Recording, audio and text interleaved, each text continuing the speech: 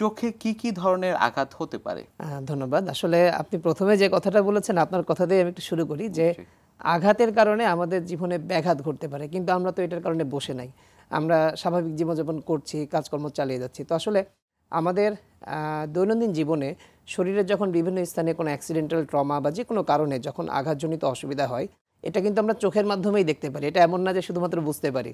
তো চোখেও যে কোনো আঘাতের কারণে কিছু অসুবিধা হতে পারে, এটা সচরাচর আমরা খুব বড় ধরনের অসুবিধা না হওয়া পর্যন্ত আমরা বুঝি না। তো বিভিন্ন ধরনের আঘাত কিন্তু চোখে হতে পারে, যেটা অনেক সময় জাস্ট কি বলবেন, একটা ইনসিডেন্ট হিসেবে হয়ে যায়। কিন্তু পরবর্তীতে এটার কারণে অনেক সময় মানুষকে বেশ কিছু ভোগান্তি পোহাতে হয়। তো আমি আসলে এই কি ধরনের আঘাত হতে পারে আমরা একটা ছবির মাধ্যমে দেখব। নিশ্চয়ই। আঘাতের ধরন তো বিভিন্ন ধরনের আছে, কিন্তু তার আগে একটু রেটিনার ব্যাপারটা বলি যে চোখটা আসলে গোল, রেটিনা চোখের একটা অংশ। তো এই গোল চোখটা আমরা যেটাকে বলি অক্ষিক গোলক, এর ভিতরে তো বিভিন্ন আসলে স্ট্রাকচার আছে। চোখের মণি আছে, লেন্স আছে, ভিতরে ভিট্রিয়াস ক্যাভিটি আছে, এর পিছনে সবার পিছনে রেটিনা, যেটা মূলত এই যে আমরা যে পিঙ্কিশ বা রেড কালার দেখছি। তো আসলে এতগুলো অংশ যখন আছে, তো আঘাতে আসলে কোন অংশটা যে আসলে অসুবিধা হবে আগেই তো আমরা বলতে পারি না। বাট অ্যাকচুয়ালি আমরা তো চোখের পুরো অংশটা স্বাভাবিকভাবে দেখতে পাই না, সুতরাং আঘাতে অনেক সময় চোখের ভিতরের অংশগুলোতে অসুবিধা হতে পারে।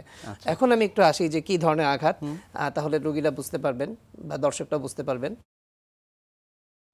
যেমন আমি এখানে কিছু ছবি দিয়েছি। প্রথমটি দিয়েছি, এটি একটি ক্রিকেট ব্যাট বল, পাশে একটি দিয়েছি র্যাকেট এবং মানে র্যাকেট খেলছেন বা কর্ক এবং র্যাকেটের ব্যাট, সাথে দিয়েছে একজন পাঞ্চ করছেন বা একটু ঘুষি মারার মতো একটা ট্রমা আছে। আরেকটি দিয়েছি একটি রোড অ্যাক্সিডেন্টের একটা ছবি। আসলে অ্যাকচুয়ালি এই যে ছবিগুলো দিয়েছি, এটা মানুষকে একটা সাধারণ একটা ধারণা দেওয়ার জন্য যে সচরাচর আমরা খেলাধুলা করছি, পারিপার্শ্বিক চলাফেরা করছি বা দৈনন্দিন জীবনে বিভিন্ন অবস্থার সম্মুখীন হচ্ছি, সেক্ষেত্রে এই যে আঘাত বিভিন্ন মাধ্যমে হতে পারে, এই অসুবিধাগুলো হলে তখন দেখা যায় চোখের বিভিন্ন স্ট্রাকচারে এমন কিছু পরিবর্তন হয় যেটা সামনাসামনি শুধুমাত্র যে কেটে যাওয়া, ছিলে যাওয়া, রক্ত বের হনো বা ইনজোর্ড হওয়া শুধুমাত্র এইটুকু না, ভিতরেও অনেক কিছু যে স্ট্রাকচারগুলো আছে, যেটা আমি আগের ছবিতে যে দেখিয়েছিলাম, লেন্স আছে বা ওটা সামনে চোখের মণি আছে, তার পিছনে লেন্স, ভিতরে ভিট্রিয়াস ক্যাভিটি, রেটিনা, তো এই অংশগুলোও কিন্তু ইনজোর্ড হতে পারে, যেটা স্বাভাবিকভাবে কিন্তু হঠাৎ করে একজন মানুষ আরেকজনকে দেখেও দিতে পারবেন না, এবং এটা যে যার অসুবিধা হয়েছে উনি নিজেও আয়নায় দেখতে পারবেন না এবং উনি বুঝতে পারবেন কিন্তু উনি এটা আসলে বোঝাতে পারবেন না। তো যার কারণে এই যে অসুবিধাগুলো হতে পারে আঘাতগুলোর কারণে, এই বিষয়গুলো আসলে একটু জনগণ যারা আছেন বা যারা দর্শকরা আছেন বা রোগীরা যারা আছেন, ওনারা একটু সচেতন হলে এই অসুবিধাগুলো থেকে, দৃষ্টিশক্তি কমে যাওয়া থেকে তারা অনেকটা রক্ষা পেতে পারেন। নিশ্চয়ই। আপনি আসলে চোখের অনেকগুলো লেয়ারের কথা বলছিলেন। আমি যদি একটু আপনার কাছ থেকে জানতে পারি যে চোখের রেটিনাতে এই আঘাতের ফলে আসলে কি কি সমস্যা হচ্ছে? আসলে যেটা বলছিলাম যে আঘাতের কারণে চোখের সম্মুখভাগে বা বাহিরের দিকে আমরা যা দেখি, ভিতরের চেঞ্জগুলো একটু আলাদা। তো এই ভিতরের চেঞ্জগুলো আসলে বিভিন্ন ধরনেরই হতে পারে। সেক্ষেত্রে চোখের খুব গুরুত্বপূর্ণ একটা অংশ হচ্ছে রেটিনা, বা আমরা এটাকে বলি বাংলায় চোখের পর্দা, যেটা অ্যাকচুয়ালি আমরা বলি যেটা ইমেজ প্রডিউস করে বা ইমেজ তৈরি করে। মানে আমরা যা কিছু দেখতে পাচ্ছি, এই ছবিগুলো রেটিনাতে তৈরি হয় এবং রেটিনার স্ট্রাকচারটা এরকম যে এখানে ছবি তৈরি হওয়ার পরে আমাদের ওখানে একটা নার্ভ থাকে, যেটার মাধ্যমে সিগন্যালটা আমাদের ব্রেনে পৌঁছায়। সুতরাং আমরা এটাকে বলি আলোক সংবেদী অংশ, যে বাইরে থেকে যে আলো ঢুকে ছবি তৈরি হয়ে আমাদের যে সিগন্যালটা ব্রেনে পাঠাচ্ছে, আমরা বুঝতে পাচ্ছি কি দেখতে পাচ্ছি।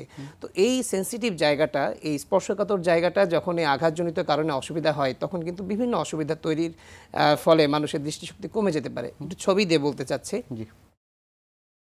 যেমন প্রথম ছবিটি দেখিয়েছি, একটি ড্রপড লেন্স লেখা আছে। তো এটা আসলে কি, যে যেটা বলছিলাম যে চোখের যে বিভিন্ন স্ট্রাকচারের মধ্যে একটি কিন্তু লেন্স, হিউম্যান লেন্স। হ্যাঁ, তো এই হিউম্যান লেন্সটা অনেক সময় আঘাতের কারণে দেখা যায় এটা চোখ একটা গোলক, এটার ভিতরের দিকে এটা চলে যায়, এটা রেটিনার ভিতরে পড়ে যেতে পারে।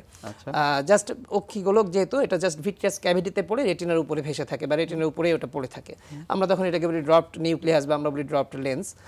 পাশে আরেকটি ছবি আছে যে সাবলাক্সেটেড লেন্স, মানে এই কথাটা আমরা এভাবে বোঝাই যে সাবলাক্সেশন মানে এটা একটু নিজের যে অবস্থানটা আছে, এটা সাধারণত সেন্টারে থাকে। আমরা তো সবাই চোখটা আসলে সেন্টার দিয়েই দেখি, আমরা তো কোনো বাঁকা করে দেখি না।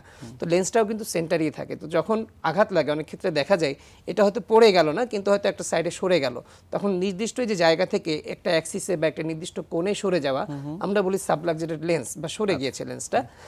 আরেকটি ছবি দিয়েছি ভিট্রিয়াস হেমোরেজ, যেটা আসলে যে লেন্সের পিছনের অংশ এবং এই যে রেটিনার মধ্যবর্তী জায়গাটায় যেখানে ভিট্রিয়াস নামে যে পদার্থ থাকে, জেলি জাতীয় পদার্থ, তো এইখানে দেখা যায় আঘাতের কারণে তখন এখানে রক্ত ছড়িয়ে পড়তে পারে এবং তখন এখানে হেমোরেজ হয়ে দৃষ্টিশক্তি কমে যায়। আরও কিছু ছবি আছে। এখানে একটি ছবি দিয়েছি যে অপটিক নার্ভ কম্প্রেশন। তো যেটা বলছিলাম যে রেটিনাতে কিন্তু আমাদের যে দেখার জন্য যে শিরা বা নার্ভটা কাজ করে, আমরা বলি এটাকে অপটিক নার্ভ।